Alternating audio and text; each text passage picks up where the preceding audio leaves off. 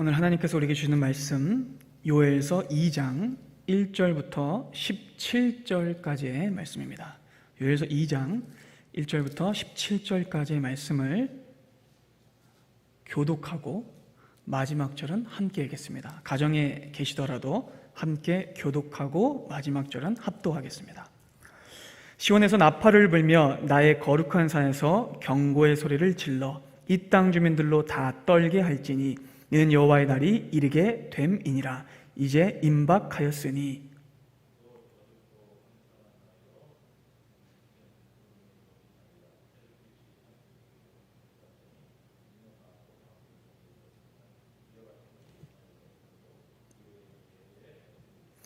불이 그들의 잎을 사르며 불꽃이 그들의 뒤를 태우니 그들의 예전의 땅은 에덴 동산 같았으나 그들의 나중의 땅은 황폐한 들 같으니 그곳을 피한 자가 없도다. 그의 모양은 말 같고 그 달리는 것은 기병 같으며 그들이 산 꼭대기에서 뛰는 소리는 병거 소리와도 같고 불꽃이 건물을 사르는 소리와도 같으며 강한 군사가 줄을 버리고 싸우는 것 같으니 그 앞에서 백성들이 질리고 무리의 낯빛이 하얘졌도다. 그들이 용사같이 달리며 무사같이 성을 기어오르며 각기 자기 길로 나아가되 그 줄을 이탈하지 아니하며 피차에 부딪히지 아니하고 각기 자기의 길로 나아가며 무기를 돌파하고 나아가나 상하지 아니하며 성중에 뛰어들어가며 성 위에 달리며 집에 기어오르며 도둑같이 창으로 들어가니 그 앞에서 땅이 진동하며 하늘이 떨며 해와 달이 캄캄하며 별들이 빛을 거두도다. 여호와께서 그의 군대 앞에서 소리를 지르시고 그의 진영은 심히 크고 그의 명령을 행하는 자는 강하니 여호와의 날이 크고 심히 두렵도다. 당할 자가 누구이랴? 여호와의 말씀에 너희는 이제라도 금식하고 울며 애통하고 마음을 다하여 내게로 돌아오라 하셨나니 너희는 옷을 찢지 말고 마음을 찢고 너희 하나님 여호와께로 돌아올지어다. 그는 은혜로우시며 자비로우시며 노하기를 더디하시며 인애가 크시사 뜻을 돌이켜 재앙을 내리지 아니하시나니 주께서 혹시 마음과 뜻을 돌이키시고 그 뒤에 복을 내리사 너희 하나님 여호와께 소제와 전제를 드리게 하지 아니하실는지 누가 알겠느냐? 너희는 시온에서 나팔을 불어 거룩한 금식일을 정하고 성회를 소집하라. 백성을 모아 그 모임을 거룩하게 하고 장로들을 모으며 어린이와 젖 먹는 자를 모으며 신랑을 그 방에서 나오게 하며 신부도 그 신방에서 나오게 하고 여호와를 섬기는 제사장들은 낭실과 제단사에서 울며 이르기를 여호와여 주의 백성을 불쌍히 여기소서 주의 기업을 욕되게 하여 나라들로 그들을 관할하지 못하게 하옵소서 어찌하여 이방인들로 그들의 하나님이 어디 있느냐 말하게 하겠나이까 할지어다. 지난 시간 요엘서 1장을 통해서 우리는 패역한 유다 백성들을 향한 여호와 하나님의 무서운 경고의 메시지를 들었습니다. 유다 백성들은 돌이킬 수 없을 만큼 부패했고 이전의 모습을 찾아볼 수 없을 정도로 타락했었습니다.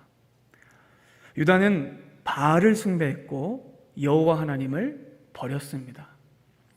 그런데도 그들은 하나님을 믿고 있다고 말을 했죠. 하지만 그것은 말뿐이었습니다. 그들은 여호와 하나님이 아니라 땅의 것들만을 사랑했고 다만 자신의 전답을 의지했으며 그들이 소유한 논과 밭이 자신들의 생명을 유지해 줄 것이라고 믿었습니다. 그러나 하나님께서 메뚜기 떼를 보내시자 그들이 의지하던 모든 것들은 잿더미로 변해버렸습니다. 그런데도 유다는 돌이키지 않았고 이것이 하나님의 무서운 경고임을 자각하지 못했습니다. 그래서 하나님께서는 요엘 선지자를 통해서 다시 경고하세요. 최근 유다를 덮쳐 산천초목을 초토화시키고 푸른 것을 단 하나도 남기지 않았던 그 끔찍한 메뚜기 재앙은 장차 올 여호와의 날에 임하면 비하면 아무것도 아니라고 말씀하십니다. 여러분, 이것이 요엘서 후반부의 메시지입니다. 진정한 심판의 날인 여호와의 날이 이르면 그때는 살아남는 자가 없을 것입니다. 본문 1절 말씀을 함께 보겠습니다. 시온에서 나팔을 불며 나의 거룩한 산에서 경고의 소리를 질러 이 땅 주민들로 다 떨게 할지니 이는 여호와의 날이 이르게 됨이니라. 이제 임박하였으니. 요엘 선지자는 하나님의 말씀을 전하는데요, 멸망의 날, 심판의 날이 이르렀기 때문에, 그 날이 임박했기 때문에 경고의 나팔을 불라라고 선언하십니다.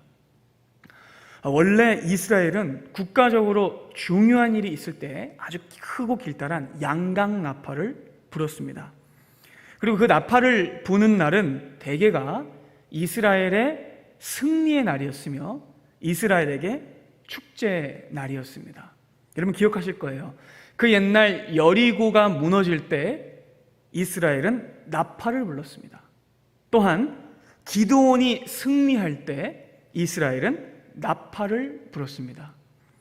이스라엘에게 역사적으로 나팔 소리는요, 대적이 심판받고 멸망당하는 신호였어요. 그런데 나팔 소리가 지금은 유다의 심판을 예고합니다. 왜죠? 유다가 하나님의 대적이 됐기 때문입니다.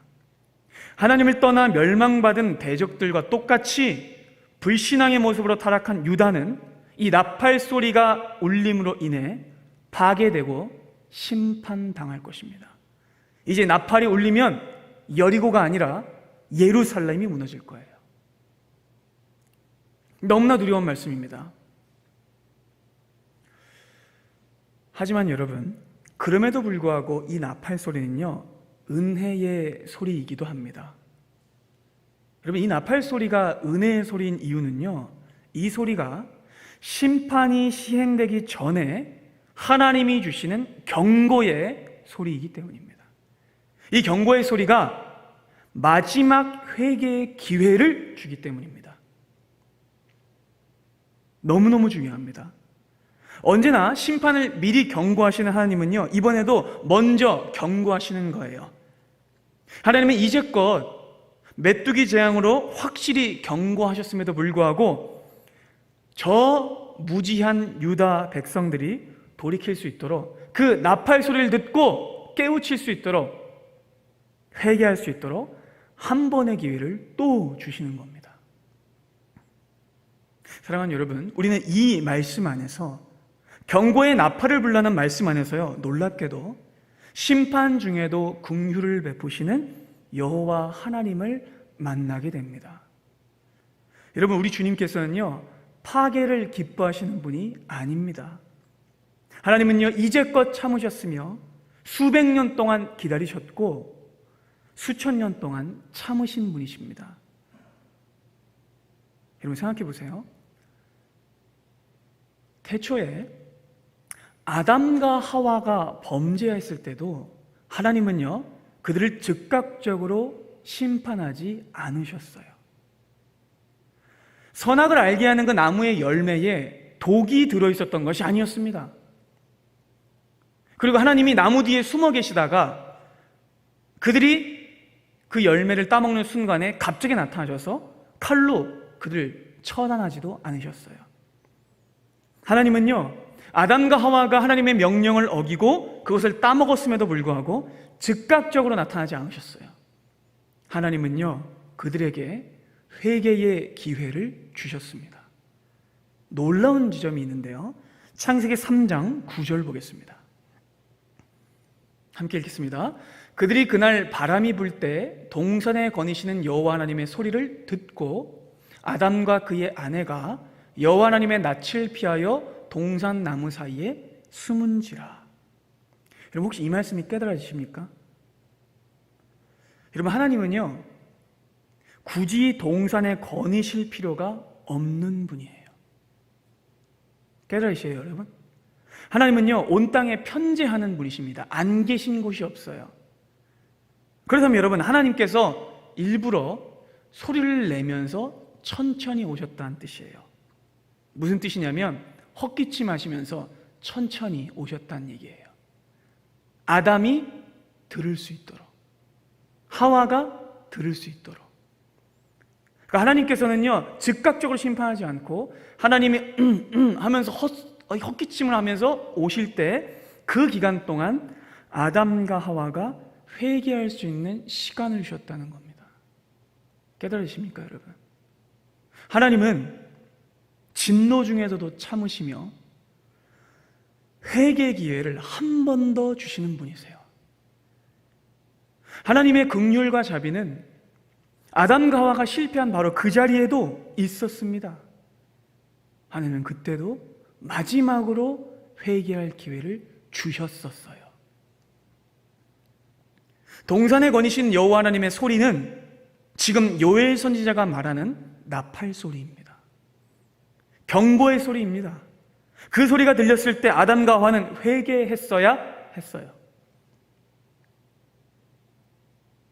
그러나 그들은 그렇지 못했죠. 그 하나님의 변함없는 긍휼과 자비의 기회와 경고의 소리가 요엘 선지자를 통해서 또 한 번 주어집니다. 하나님은 언제나 마지막으로 한 번 더 기회를 주세요. 임박했다는 것이죠. 아직 오지 않았다는 거예요. 그러나 이제 곧 올 것이니 이 나팔 소리를 듣고 회개하라 라고 말씀하시는 겁니다. 여러분, 혹자들은요, 어떤 사람들은 구약의 하나님이 신약의 하나님과 다르다고 생각해요. 구약의 하나님은 무서운 심판의 하나님이고 신약의 하나님은 용서하는 은혜 하나님이라고 오해하는데 여러분, 절대로 그렇지 않습니다. 사랑하는 여러분, 구약의 그 하나님이 수천 년 내내 참으시고 기다리시고 약속하셔서 마침내 예수 그리스도를 신약에서 보내신 거예요. 하나님을 절대로 오해하셔서는 안 됩니다. 여러분, 하나님의 심판은요, 멸절하고 파괴하는 데 있는 것이 아니에요. 여러분, 우리 하나님은 살리려는 분입니다. 살리려고 하시는 분이십니다. 그리고 여러분, 이 위대한 사실은 그 유명한 요나서에도 분명히 기록되어 있습니다. 요나는 니느웨 사람들을 미워했어요. 철천지 원수였거든요. 그때 당시에 가장 잔악하고 무도했던 그들은 동족들을 잡아갔고 동족들을 잔인하게 학살했었습니다. 불구대천의 원수, 그 아수르로 하나님께서 회개의 메시지를 들고 가라는 그 말씀을 듣고 요나는 도망을 쳤었어요. 요나는 화가 났어요. 왜 하나님, 저들을 그냥 멸망시키시면 되는데, 그냥 심판시키시면 되는데 왜 경고의 나팔을 불게 하시는 거예요? 하나님께서 그 나팔 소리를 안 부셨으면 저것들 다 죽었을 텐데 왜 경고하셔서 저들을 회개하게 하신 거예요? 그러면서 요나는 악다구리 쓰면서 하나님께 대들었어요. 근데 여러분, 하나님께서 그때 이렇게 대답하세요. 요나서 4장입니다. 여호와께서 이르시되 요나야, 네가 수고도 안 했고 재배도 안 했고 하룻밤에 났다가 하룻밤에 말라버린 이 박농쿨 이것도 그렇게 아꼈는데 하물며 이 큰 성읍 니느웨에는 좌우를 분별하지 못하는 어린아이가 12만 명이나 되고 가축도 많이 있는데 내가 어찌 이들을 아끼지 아니하겠느냐, 이렇게 말씀하셨어요. 사랑하는 여러분, 우리 하나님은 이런 분이세요. 하나님은 그 어떤 죄인도 주님 앞에 돌이키고 회개하길 원하십니다. 하나님이 이 심판을 경고하신 이유는, 나팔을 부시는 이유는 죄인들이 돌아서게 하기 위해서입니다. 저 간악한 아수르와 니느웨 사람들도 하나님은 사랑하시는 거죠. 이 위대한 하나님의 사랑을 하나님은 이렇게 말씀하셨어요. 에스겔 33장 10절부터 보겠습니다. 그런즉 인자야, 너는 이스라엘 족속에게 이르기를 너희가 말하여 이르되 우리의 허물과 죄가 이미 우리에게 있어 우리로 그 가운데에서 쇠퇴하게 하니 어찌 능히 살리요 하거니와 너는 그들에게 말하라. 주 여호와의 말씀이니라. 나의 삶을 두고 맹세하노니 나는 악인이 죽는 것을 기뻐하지 아니하고 악인이 그의 길에서 떠나 사는 것을 기뻐하노라. 이스라엘 족속아, 너희도 돌이키고 돌이키라. 어찌 악한 길에서 떠나라. 어찌 죽고자 하느냐 하셨다 하라. 여러분, 놀라운 말씀입니다. 하나님은요, 악인이 돌이켜 사는 것을 원하는 분입니다. 계속해서 에스겔서 33장 18절과 19절입니다. 만일 의인이 돌이켜 그 공의에서 떠나 죄악을 범하면 그는 그 가운데서 죽을 것이고, 만일 악인이 돌이켜 그 악에서 떠나 정의와 공의대로 행하면 그가 그로 말미암아 살리라. 사랑하는 여러분, 깨달아지십니까? 하나님은 살리려는 분이십니다. 하나님의 경고의 말씀 속에, 그러니까 이 나팔 소리에 이처럼 크신 하나님의 긍휼과 사랑이 담겨 있는 것이지요. 이 말씀 속에서 우리는 주님의 심판 속에 있는 큰 사랑을 봅니다. 하지만 이 크고 고귀하고 드넓은 자비와 긍휼의 요청에도 불구하고 끝까지 버티고 말씀을 무시하며 목을 곧게 하고 하나님의 경고를 경시하는 자들에게는 무서운 심판이 내려질 것입니다. 그날은 캄캄하고 어두운 파멸의 날일 것입니다. 2절 보겠습니다. 곧 어둡고 캄캄한 날이요 짙은 구름이 덮인 날이라. 새벽빛이 산 꼭대기에 덮인 것과 같으니 이는 많고 강한 백성이 이르렀습니다. 이와 같은 것이 옛날에도 없었고 이후에도 대대에 없으리로다. 여러분, 하나님의 심판이 임하면, 그 나팔 소리가 그치고 나면 그날에 빛이 사라질 겁니다. 짙은 구름이 하늘을 온통 덮어 어둠이 임할 것입니다. 여러분, 그리고 이 말씀은요, 유다 백성들에게 충격적인 말씀이 됩니다. 이런 왜일까요? 하나님이 통치하시는 땅에 빛이 사라지는 것이기 때문입니다. 이것은 하나님의 백성이 빛이신 하나님을 떠났다는 뜻이며, 빛이신 하나님이 유다를 떠났다라는 뜻입니다. 여러분, 이것은 유다에게 너무나 충격적인 선포였어요. 예전에는요, 여러분, 어떤 일이 있었냐면, 그 옛날 애굽 땅에 임했던 여러분 9번째 재앙을 기억하십니까? 네, 맞습니다. 그 재앙은 흑암의 재앙이었죠. 그 재앙은 하나님이 어떤 분이신지를 보여주는 재앙이었고, 이스라엘 백성들이 어떤 존재인지를 보여주는 재앙이었습니다. 애굽 사람들이 사는 곳에는 흑암이 깃들었어요. 그런데 오직 이스라엘 자손이 머문 곳에는 빛이 있었습니다. 여러분, 이게 무슨 뜻입니까? 오직 여호와 하나님만이 빛이시며 그 빛이신 하나님께서 이스라엘을 지키신다라는 표적이었어요. 그런데 여러분, 유다 땅에 흑암이 임한대요. 무슨 뜻일까요? 하나님이 유다를 떠나신다라는 뜻입니다. 여러분, 유다는 마침내 빛이신 하나님이 등을 돌리시는 어둠과 파멸의 심판을 받게 될 것입니다. 그리고 그날에는 무서운 불이 내려와 모든 것을 태울 것입니다. 3절 보겠습니다. 불이 그들의 앞을 태우며 불꽃이 그들의 뒤를 태우니 그들의 예전의 땅은 무엇 같았다고요? 에덴 동산 같았어요. 하나님이 다스리시는 흠이 없는 그 땅 같았어요. 그런데 그들이 범죄하여 하나님을 떠나고 나니 그 나중 형편은 어떻다고요? 황폐한 들 같았다. 그것을 피한 자가 없다라고 말씀합니다. 그날의 심판이 임하면 그 심판은 가차없을 겁니다. 대적들에게 내려졌던 무서운 심판과 똑같이 이스라엘과 유다에 내려질 것입니다. 그날에 하늘에서는 불이 내려올 것이며 벼락이 떨어질 것이며 심판의 칼이 육박해 들어올 것입니다. 그날에는 인간이 의지하던 모든 것들이 그 불에 타버릴 것입니다. 마치 소돔과 고모라 같이 말이죠. 그날에는요, 에덴 동산 같았던 가나안 땅이, 그들이 소유하고 있었던 전답이, 그들이 자랑하던 들녘이 무엇이 된다고요? 황폐한 들이 됩니다. 여러분, 이것은 원문으로 보면 광야, 사막이 된다는 뜻입니다. 두려운 말씀이죠. 여러분 또한 깨달아지십니까? 회개하지 않으면 또다시 광야로 쫓겨날 것이라는 말씀입니다.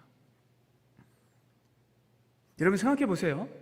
지금 좀 전에 메뚜기 재앙이 임해서 전답이 황폐화됐습니다. 들녘이 완전히 잿더미가 되어버렸어요.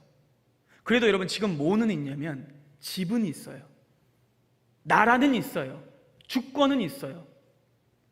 메뚜기 재앙은 껍데기는 남겼습니다. 소갈맹이만 털어간 거예요. 그런데 여호와의 날이 임하면 껍데기조차 남지 않을 겁니다. 지금 이 상황에서도 돌아서지 않고 계속 부패와 불신앙으로 일관하면 집이 없어져 버릴 것이며 나라가 불타버릴 것이며 그들이 가진 모든 것이 사라져 버릴 것이라고 하나님은 엄히 경고하십니다. 그렇게 되면 또다시 집 없는 떠돌이 생활을 해야 하는 것이죠. 그날에는 그 어떤 방공호도 그 어떤 배피소도 그들의 생명을 보호해주지 못할 겁니다. 그날의 심판의 불이 임하면 여호와께로 피하지 않는 자는 다 타버릴 것입니다.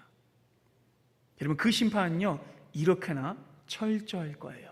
4절부터 천천히 보겠습니다.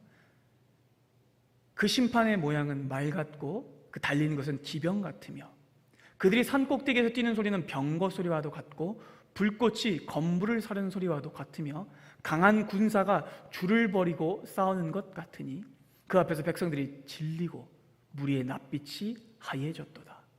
그들이 용사같이 달리며 무사같이 성읍으로 기어오르며 각기 자기의 길로 나아가되 그 줄을 이탈하지 아니하며 피차에 부딪히지 아니하고 각기 자기 길로 나아가며 무기를 돌파하고 나아가나 상하지 아니하며 성중에 뛰어들어가며 성 위에 달리며 집에 기어오르며 도둑같이 창으로 들어가니 그 앞에서 땅이 진동하며 하늘이 떨며 해와 달이 캄캄하며 별들이 빛을 거두도다.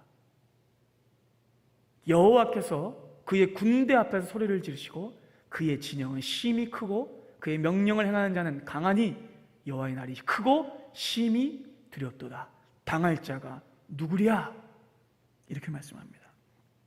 여러분 그 심판의 날은요 완전한 파괴와 절멸의 날일 것입니다. 심판의 칼은 한치의 오차도 없을 것이며 예고된 대로 신속하게 정확하게 하나도 남김없이 패역한 백성들을 처단할 것입니다. 그날이 이르면 하나님의 심판은 더 이상의 기다림과 자비 없이 신속히 집행될 것입니다. 그리고 여러분 그 광경은요 유다에게 처참할 거예요. 끝내 하나님께 돌이키지 않고 하나님의 경고를 듣지 않는 자는 초라하고 비참하게 죽게 될 겁니다. 그들은 막 갈짓자로 흩어지며 도망가다가 쓰러지겠지만 그들을 처단하는 심판의 칼은 방금 말씀에서 본 바와 같이 한치의 흐트러짐 없이 신속하고 정확할 것입니다. 그리고 여러분 이 심판은요 그 옛날 모세를 통해 경고된 심판이었습니다. 레위기 18장 24절부터 보겠습니다. 하나님께서 모세를 통해서 이렇게 경고하셨어요. 너희는 이 모든 일로 스스로 더럽히지 말라. 내가 너희 앞에서 쫓아내는 이 가나안 족속들이 이 모든 일로 말미암아 더러워졌고 그 땅도 더러워졌으므로 내가 그 악으로 말미암아 벌하고 그 가나안 땅도 스스로 그 주민을 토하여 내느니라. 그러므로 너희 곧 너희의 동족이나 혹은 너희 중에 거류하는 거류민이나 내 규례와 내 법들을 지키고 이런 가증한 일에 하나라도 행하지 말라. 너희 전에 있던 그 땅 주민이 이 모든 가증한 일을 행했기 때문에 그 땅도 더러워졌느니라. 만약에 이스라엘아 너희도 더럽히면 그 땅이 너희가 있기 전 주민을 토해버린 것과 같이 너희를 토할까 한다. 이 가증한 모든 일을 행하는 자는 그 백성 중에서 끊어지리라. 이 가증한 모든 일을 행하는 자는 그 백성 중에서 끊어지리라. 여러분 그 옛날 가나안 족속이 가나안 땅에서 쫓겨난 이유가 무엇입니까? 그것은 온 땅과 하늘의 주인이신 하나님을 능멸하고 그 주인의 땅을 더럽혔기 때문입니다. 가나안 땅의 주인은 그들이 아니었어요. 하나님이셨습니다. 그런데 그들이 그 땅을 우상 숭배로 더럽혔고 인간의 탐욕으로 더럽혔고 수많은 타락과 부패와 음란으로 더럽혔습니다. 그래서 그들은 쫓겨난 거예요. 그 땅을 더럽혔기 때문에. 그런데 여러분, 이제는 유다도 그 땅에서 쫓겨날 위기예요. 유다도 타락했고 유다도 부패했고 유다도 하나님께서 주신 그 땅을 더럽혔으니 쫓겨나야 하는 것이죠. 그러니까 여러분, 결국 유다 땅을 더럽히고 유다 땅을 오염시킨 것은 메뚜기가 아닌 거예요. 재앙이 아닌 거예요. 그것은 유다의 죄 때문이었습니다.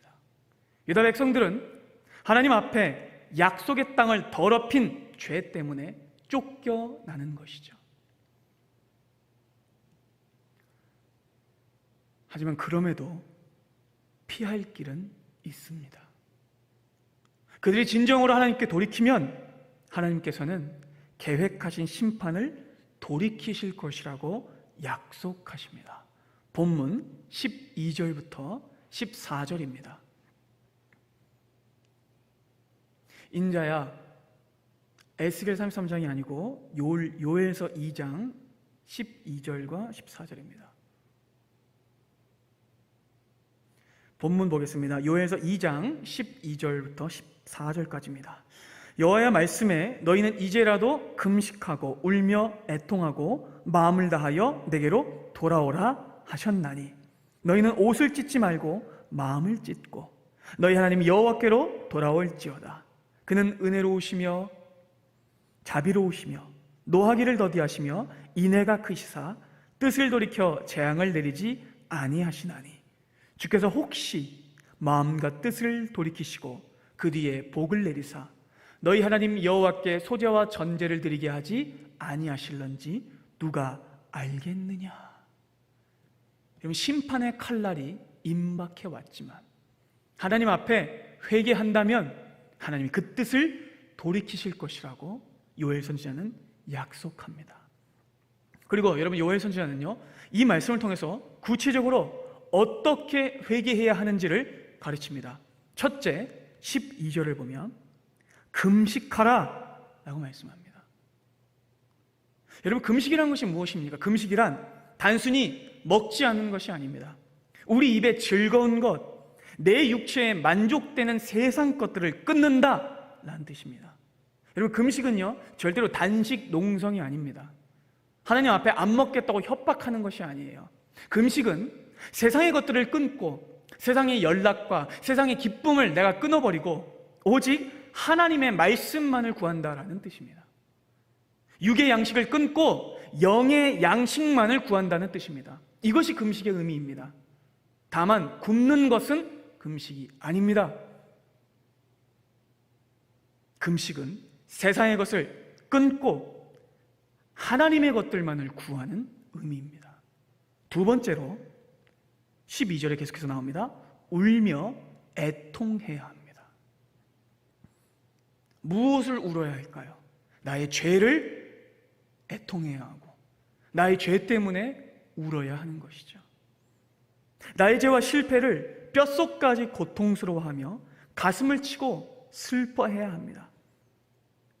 하나님을 떠나고 세상과 가까이 했던 모든 나의 죄악을 저주스러워하고 미워해야 합니다. 죄를 미워해야 합니다. 그리고 죄를 죽여야 합니다. 그래야만 죄에서 떠날 수 있어요. 죄를 짓는 것을 기뻐하는 것이 아니라 죄를 짓는 자신을 미워해야만, 그래야만 참된 회개가 하나님 앞에 드려질 수 있습니다. 세 번째로 마음을 다해야 합니다. 전심을 다해야 합니다. 그리고 구체적으로는요 13절 보실까요? 무엇을 찢지 말고요, 옷을 찢지 말고 마음을 찢고 돌이켜야 합니다.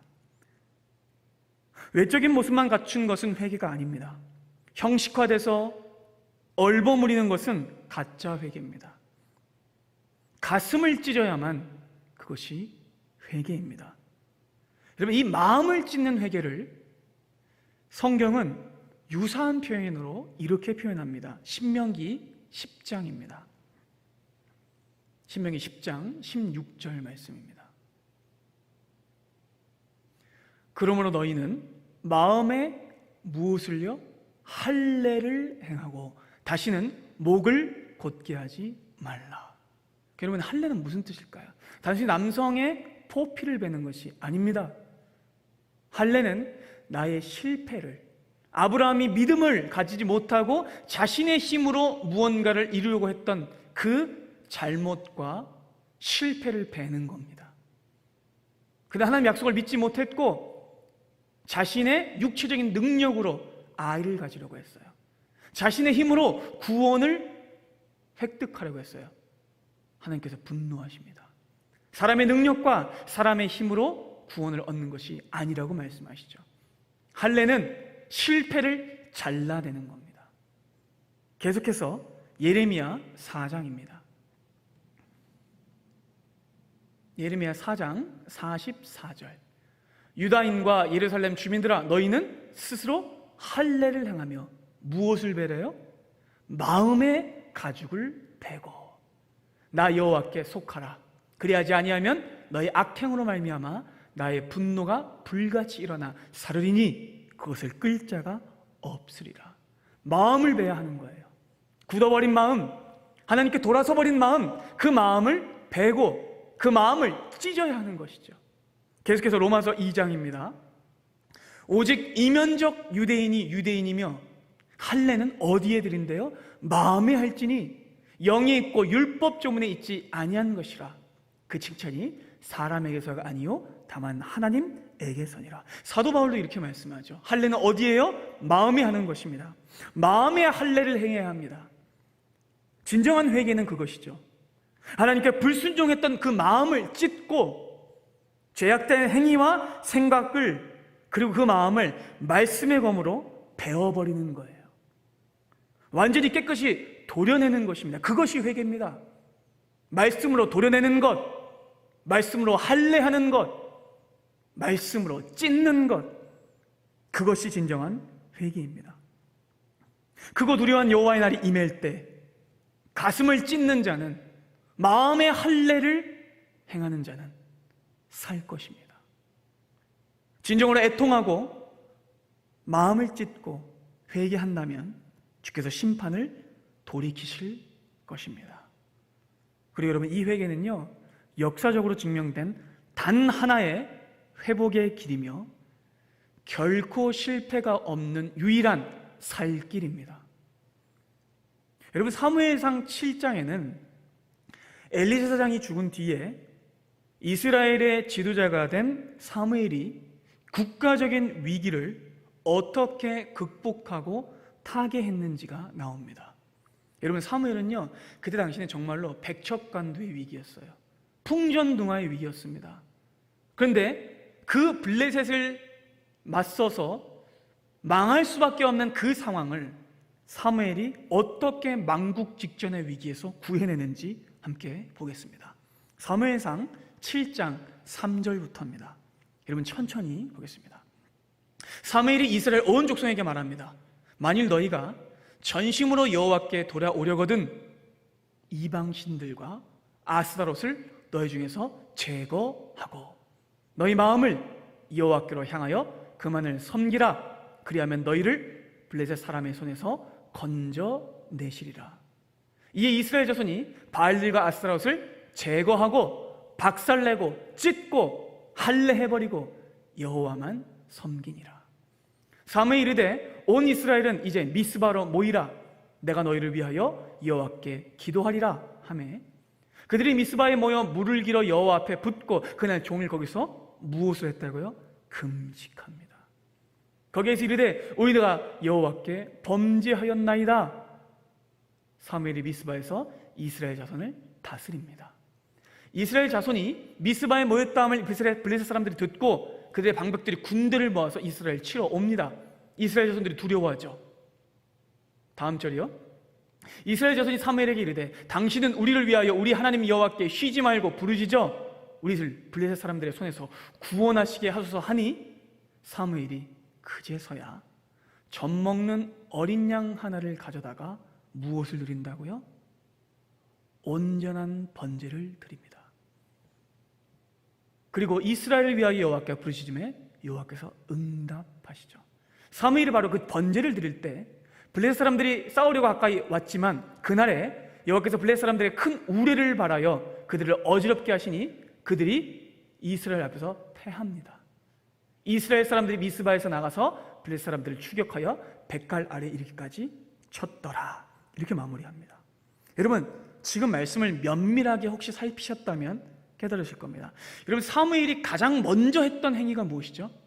만국의 위기에, 심판의 위기에, 절멸의 위기에 가장 먼저 한 것은 3절 우상을 제거한 거였습니다.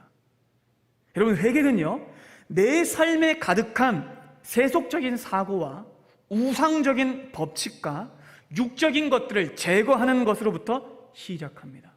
그것이 첫걸음입니다.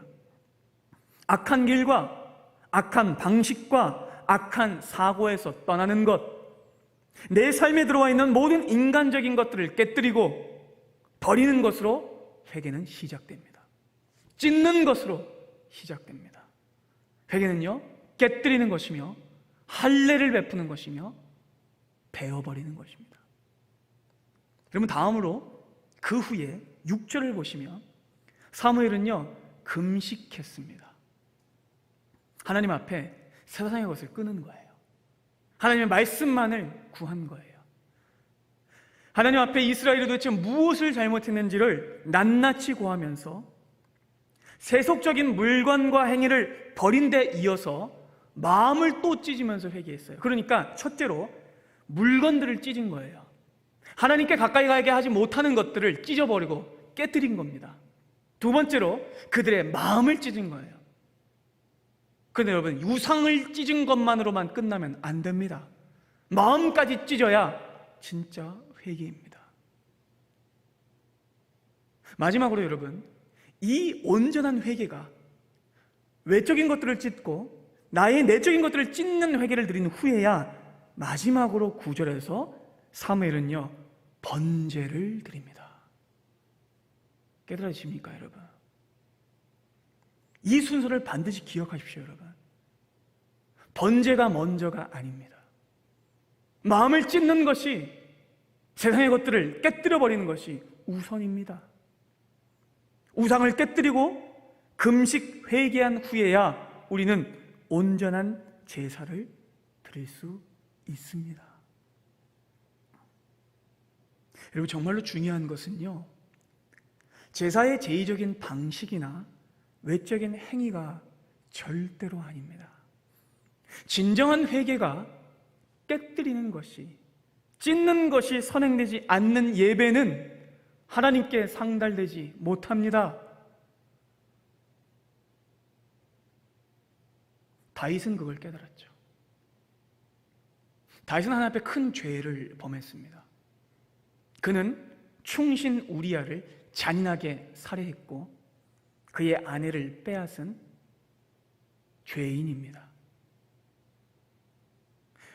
그는 하나님 앞에 살 길이 어떤 길인지를 깨닫는데요, 이 진리는요, 시편 51편에 기록되어 있습니다. 다윗은 이렇게 고백합니다. 주께서는 무엇을 기뻐하지 않는다고요? 제사를 기뻐하지 않으십니다. 만약 하나님이 제사를 기뻐하셨다면 다윗은요, 번제를 1000번도 드렸을 거예요. 17절 보겠습니다. 그럼 하나님께서 기뻐하시는 것은 무엇일까요?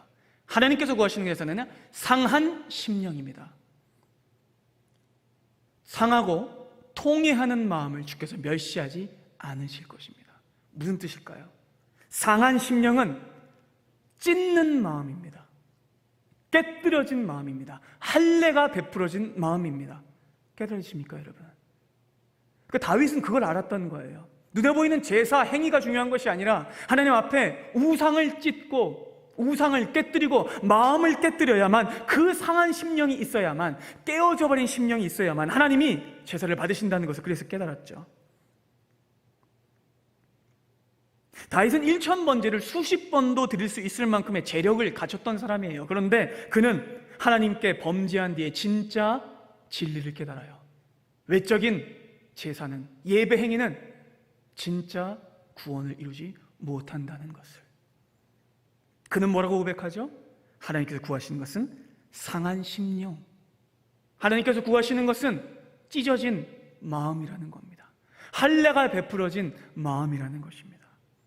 그래서 그는 그 마음이 찢어지고 상한 마음을 드린 후에야 진짜 제사를 드릴 수 있다고 고백합니다. 19절 보겠습니다. 깨달으십니까 여러분? 그때에, 아멘. 그리고 난 뒤에 주께서 의로운 제사와 번제와 온전한 번제를 기뻐하시니 그 이후에야 그들이 수소를 주의 제단에 드리리이다. 여러분, 진정한 회개가, 마음이 찢어지는 것이, 할례가 베풀어지는 것이 있어야만 회복이 임할 수 있습니다. 좀 전에 사무엘상 7장에서 만났던 그 진리가 여기서도 재차 확인되지요. 우상을 깨뜨리고 전심으로 가슴을 찢는 회개를 드린 후에야 사무엘은 온전한 제사를 드렸습니다. 진정한 회개를 드린 자만이, 마음이 찢어진 자만이 심판을 피할 수 있습니다. 그러니 여러분, 옷이 아닌 마음을 찢어야 하는 것이죠. 그래서 16세기 영국의 청교도 목회자였던 리처드 베이커 목사님은 이렇게 말했습니다. 다른 것들은 찢어질 때 악화되고 헌 것이 된다. 하지만 마음은 찢어질 때 비로소 새 것이 되며 최고의 것이 된다.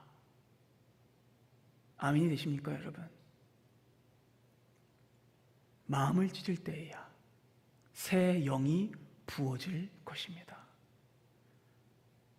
그래서 역대하 7장에서 하나님이 이렇게 약속하셨죠. 내 이름으로 일컫는 내 백성이 그들의 악한 길에서 떠나 스스로 낮추고 마음을 찢고 기도하여 내 얼굴을 찾으면 내가 그제서야 하늘에서 듣고 그들의 죄를 사하고 그들의 땅을 고칠지라. 아멘. 여러분, 마지막으로 회개란 무엇인가에 대한 요엘의 가르침입니다. 여러분, 회개는 마음을 찢는 겁니다. 하지만 그 마음을 찢는 사람이 몇몇 사람만 되어서는 안 됩니다. 그 대상이 다만 한 세대에 국한된다거나 어떤 몇몇의 집단에게만 있어서는 안 됩니다. 마음을 찢는 이 회개는요, 여러분, 모든 세대에게 있어야 합니다. 15절로 17절 보겠습니다. 너희는 시온에서 나팔을 불어 거룩한 금식일을 정하고 성회를 소집하라. 백성을 다 모아 그 모임을 거룩하게 하고 장로들을 모으며 어린이와 심지어는요 젖먹는 아이까지 모이며 신랑을 그 방에서 나오게 하고 신부도 그 신방에서 나오게 하고 할지어다. 여호와를 섬기는 제사장들은 낭실과 제단사에서 울며 이르기를 여호와여 주의 백성을 불쌍히 여기소서 주의 기업을 욕되게 하여 나라들로 그들을 관할지 못하게 하옵소서. 어찌하여 이방인들로 그들의 하나님이 어디 있느냐 말하게 하겠나이까 그렇게 외칠지어다. 여러분, 모든 세대가 다 나아야만 회복될 수 있습니다. 백성 모두가, 모든 세대가 주 앞에 나아와 한 마음과 한 목소리로 무릎 꿇고 회개해야만 살 수 있습니다. 요엘 선지자는 분명히 말합니다. 어린아이라고 빼놓지 말고 노인이라고 열외하지 말라고. 남녀노소 빈부 기천 지위 고하 막론하고 모두 나와서 하나님 앞에 가슴을 찢고 회개하라고 말씀합니다. 백성이 다 모여서 거룩한 금식일과 성회를 소집하고 하나님께 부르짖으라고 촉구합니다. 우리는 이 어려운 시간이 지나면 모두 모일 것입니다. 이 한자리에 모든 세대가 다 나와 하나님 앞에 회개하고 가슴을 찢고 예배할 것입니다. 그날이 속히 오기를 함께 기도하시길 부탁드립니다. 여러분, 그래야만 모든 사람에게 회복이 임할 수 있어요. 놀랍게도요, 전 세대가 나와서 무릎 꿇고 드린 회개로 인해서 전 세대가 용서받은 기록이 여러분 정말 놀랍게도 아수르의 역사 속에 있었습니다. 요나서 3장을 보겠습니다. 여러분, 요나는 심판을 선언했어요. 40일이 지나면 이 니느웨는 완전히 멸망할 것이다. 그 심판의 나팔 소리를 들었던 니느웨에 어떤 일이 벌어지는지 6절부터 보겠습니다. 그 일이 니느웨 왕에게 들림에 왕이 보좌에서 일어나 왕복을 벗고 굵은 베옷을 입고 제위에 앉습니다. 그리고 왕과 대신들이 조서를 내려서 이 니느웨에게 선포합니다. 사람이나 짐승이나 소나 양이나 심지어는 아무것도 가축들도 입에 대지 말지니 금식하고 먹지도 말고 물도 마시지 말 것이다.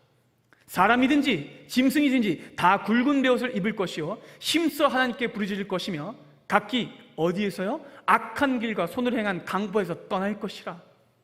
그렇게 가슴을 찢으면 하나님이 그 뜻을 돌이키시고 그 진노를 그치사 우리가 멸망하지 않게 하시리라. 그렇지 않을 줄을 누가 알겠느냐? 그럼 놀라운 일이 벌어집니다. 니느웨에 전 세대가 다 모였어요. 어린아이까지, 젖먹는 아이까지 다 모였고 심지어는 짐승들로 금식하며 울부짖고 기도했습니다. 그 결과 그럼 어떤 일이 벌어집니까? 이 나팔 소리를 듣고 회개했을 때 어떤 일이 벌어집니까? 10절 보겠습니다. 하나님이 그들이 행한 것 곧 그 악한 길에서 돌이켜 떠난 것을 보시고 하나님이 뜻을 돌이키사 그들에게 내리라고 말씀하신 재앙을 내리지 아니하시니라. 전 세대가 다 모여 회개했을 때 전 세대가 다 살아나는 역사가 일어났습니다. 여러분, 그리고 그 이유는 요엘서 2장 다음 시간에 살펴볼 28절과 29절에도 등장합니다. 그 후에 무슨 뜻일까요? 회개가 온전히 드려진 후에 내 영을 만민에게 부어주리니 너희 자녀들이 장래일을 말할 것이며 늙은이는 꿈을 꾸며 너희 젊은이는 이상을 볼 것이며 그때 내가 또 내 영을 남종과 여종에게 부어줄 것이며. 여러분 보세요. 모든 세대가 회개해야만 모든 세대에게 성령이 임합니다. 그때에 자녀들이 장래일을 말하고 늙은이는 꿈을 꾸고 젊은이들은 이상을 볼 것이며 남녀노소 빈부귀천 지비고하 막론하고 모두 성령을 받을 것입니다. 그러니 사랑하는 여러분, 모든 세대가 다 회개해야 하는 것이지요. 사랑하는 여러분, 지금 우리에게 진실로 필요한 것은요, 마음을 찢는 회개입니다. 지금의 전 국가적이고 세계적인 환난은 우리의 실패와 우리의 타락과 우리의 부패함 때문에 주어진 것입니다. 우리가 이 땅을 더럽혔습니다. 세상을 쫓고 세상만 따른 자들은 여호와의 날이 임할 때 살아남지 못할 것입니다. 그러나 가슴을 찢는 자는, 무릎을 꿇는 자는, 마음에 할례를 행한 자는, 그리고 자녀와 함께 회개하고 하나님 앞에 돌이키는 자는 반드시 살 것입니다. 기억하십시오. 이 나팔 소리가 울릴 때에, 여호와의 날이 임박했을 때에 회개하고 무릎 꿇는 사는 은혜가 여러분에게 있기를 소망합니다. 바라기는 우리 모든 대구영안교회 성도들이 한마음 한뜻으로 이 국가적 위기 앞에 전 세대가 모여 주 앞에 돌이키는 은혜가 있기를 소망합니다. 사랑하는 여러분, 지금은 은혜 받을 때이며 구원의 날입니다. 깨어 기도하고 주 앞에 바로 서십시오. 마음을 찢을 때 하나님이 우리의 마음을 새 것으로 만들어 주실 것입니다. 이 은혜가, 이 회복이, 이 가슴을 찢고 살아나는 은혜가 우리와 우리 다음 세대와 이 공동체 전체와 하나님의 백성들에게 있기를 소망합니다. 기도하겠습니다.